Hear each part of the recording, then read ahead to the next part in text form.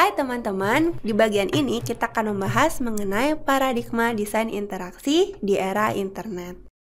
Seseorang bernama Vannevar Bush memperkenalkan konsep di mana informasi disimpan dan diorganisasi secara terstruktur yang dia sebut sebagai the memex. Nah, konsep ini kemudian diistilahkan sebagai hypertext oleh seseorang bernama Ted Nelson. Ted Nelson ini membuat Sanado, yaitu sebuah sistem untuk publish content dan information retrieval yang menggabungkan teks non-linear dan bentuk-bentuk media lainnya. Jadi pada dasarnya, pada waktu si Vannevar Bush ini menyebutkan the memex, kemudian hypertext oleh Ted Nelson, belum ada internet. Waktu itu mereka hanya berpikir, oke, yang namanya konten itu seharusnya bisa disimpan secara terstruktur bersama dengan bentuk-bentuk media lainnya. Dan strukturnya harusnya bentuknya non-linear, jadi ada hierarkinya. Nah, di situ mereka mengeluarkan konsep, jadi ada namanya konten yang bisa dipublish, kemudian nanti ada konsep namanya information retrieval. Baru kemudian beberapa tahun berikutnya muncullah era internet. Jadi ada website, ada search engine dan sebagainya yang kemudian menggunakan konsep hypertext yang digunakan oleh si Ted Nelson ini. Nah, untuk masa-masa internet itu ada juga konsep namanya multimodalitas.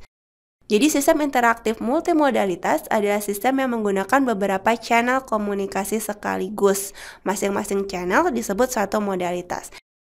Karena memang manusia itu selalu menggunakan setidaknya 3 modalitas berbeda ketika berinteraksi dengan komputer. Nah, misalkan visual, jadi kita melihat layar. Kemudian ada juga channel audio. Audionya menggunakan speaker atau menggunakan mikrofon. Kemudian ada haptik atau sentuhan, yaitu ketika kita menyentuh keyboard. Nah, jadi setidaknya ada 3 modalitas berbeda yang langsung digunakan ketika berinteraksi dengan komputer biasa. Nah, pengalaman ini menjadi lebih canggih lagi ketika kita berinteraksi dengan virtual reality, di mana seringkali melibatkan bau atau rasa atau gerakan yang lain yang lebih kompleks. Kemudian pada saat itu, jadi itu di tahun 80-an, mendekati 90-an, walaupun kita sudah happy dengan personal computing, di mana setiap orang mendapatkan akses ke computing power yang cukup baik untuk setiap individu ini. Nah, kemudian orang-orang tuh berpikir, oke, saya perlu menggunakan komputer untuk mengerjakan suatu pekerjaan, dan pekerjaan ini harus dikomunikasikan dengan orang-orang lain, misalkan tim yang ada di satu kantor. Nah, berarti komputernya harus berkomunikasi juga dengan komputer lain yang digunakan oleh kolega saya atau tim teman-teman saya. Kemudian muncullah konsep network komputer gitu. Berarti komputer ini perlu berkomunikasi satu sama lain, di mana mereka saling terhubung untuk mengerjakan suatu pekerjaan bersama-sama. Nah, disinilah kemudian muncul yang namanya internet. Jadi, internet itu apa? Internet itu pada dasarnya adalah kumpulan komputer yang terhubung melalui koneksi data. Kemudian komputer yang terhubung di dalam internet dapat saling berkomunikasi dengan menggunakan protokol transmisi data yang disebut TCP/IP. Nah, untuk lebih lanjut mengenai TCP/IP, teman-teman bisa belajar di jaringan komputer. Tetapi pada dasarnya, itu adalah standar protokol yang digunakan untuk berkomunikasi di internet. Kemudian masing-masing komputer memiliki alamat yang disebut sebagai IP address. Atau ada juga yang menggunakan alias. Jadi kalau alias disebutnya sebagai domain name. Nah, dengan protokol yang sesuai, setiap komputer bisa mempublish informasi, bisa mempublish konten, dan informasi tersebut bisa diakses oleh siapa saja yang terhubung ke internet.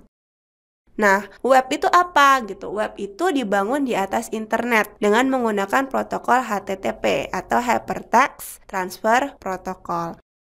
Web ini bentuknya biasanya pages, jadi halaman-halaman yang ditulis dengan menggunakan HTML, kemudian diakses menggunakan skema penamaan global yang disebut URL.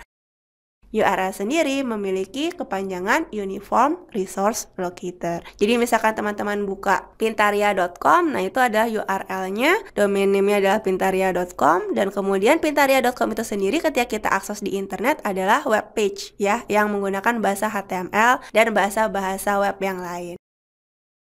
Web pages bisa berisi teks, gambar, video, dan hypertext yang terhubung ke web page yang lain. Makanya kemudian konsep internet web pages itu terhubung antara page satu dengan page yang lain. Nah, Project World Wide Web dimulai di awal tahun 90-an oleh Tim Berners-Lee yang saat itu bekerja di CERN. CERN ini adalah sebuah laboratorium fisika di Eropa. Tujuan utama dia pada saat itu adalah untuk mendistribusikan data kepada ahli fisika di seluruh dunia. Jadi dia ada di Eropa, dia pengen mendistribusikan datanya ke ahli fisika yang lain supaya bisa berkolaborasi, kemudian dia menggunakan World Wide Web. Nah, di tahun 1991 muncullah web browser yang pertama. Nah, waktu itu masih sangat primitif, jadi masih text based. Jadi web browsernya pakai command, jadi kayak instruksi-instruksi programming gitu. Kemudian di tahun 1993 baru muncul yang web browser bersifat grafis. Jadi ada graphical web browser dengan GUI, jadi orang-orang awam lebih bisa menggunakan. Sejak saat itulah WWW, World Wide Web, menjadi paradigma signifikan dalam interaksi manusia-komputer, di mana setiap manusia bisa berinteraksi dengan manusia-manusia lain di seluruh dunia. Jadi teman-teman, di bagian ini kita baru saja membahas mengenai paradigma interaksi komputer di tahun 90-an, di mana didominasi oleh kondisi komputer terhubung dengan komputer lain, dengan terobosan utama berbentuk internet dan World Wide Web. Terima kasih dan sampai jumpa.